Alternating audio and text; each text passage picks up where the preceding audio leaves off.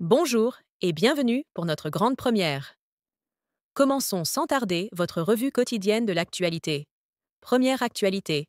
Le président Emmanuel Macron a convoqué les industriels français, après l'annonce de Donald Trump, d'imposer une taxe de 20% sur les importations européennes.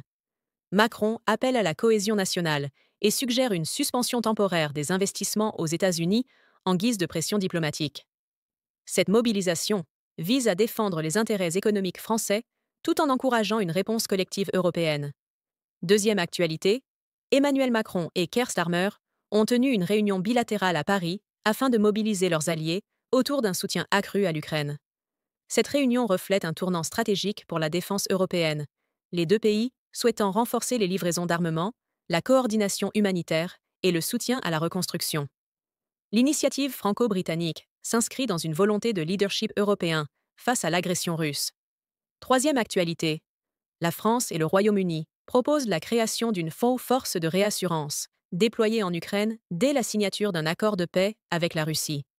Cette initiative viserait à garantir la stabilité du pays et à décourager toute reprise des hostilités. Une délégation conjointe est attendue à Kiev dans les prochains jours pour discuter des contours de cette mission sécuritaire européenne. Quatrième actualité. Myriam Jawen, une employée de crèche, a été condamnée à 25 ans de prison pour avoir délibérément tué un nourrisson de 11 mois à l'aide d'un produit déboucheur. Le drame, survenu en 2022, avait profondément choqué l'opinion publique.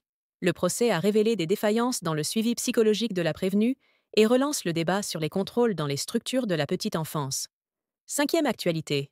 Un incident a éclaté à l'Université Lyon 2, lorsqu'un groupe d'une quinzaine de militants masqués a fait irruption dans un amphithéâtre pendant un cours de Fabrice Balanche, maître de conférences en géographie. Il lui reprochait son soutien public à la décision de la direction d'interdire une rupture du jeûne du Ramadan sur le campus. Les intrus ont scandé des slogans comme « Racistes, sionistes, c'est vous les terroristes », forçant l'enseignant à quitter la salle. L'université a immédiatement condamné l'acte, signalé les faits au procureur, et une enquête a été ouverte pour entrave à l'exercice de la fonction d'enseignant. C'est tout pour aujourd'hui. Nous nous retrouverons dès demain et en attendant, je vous souhaite le meilleur.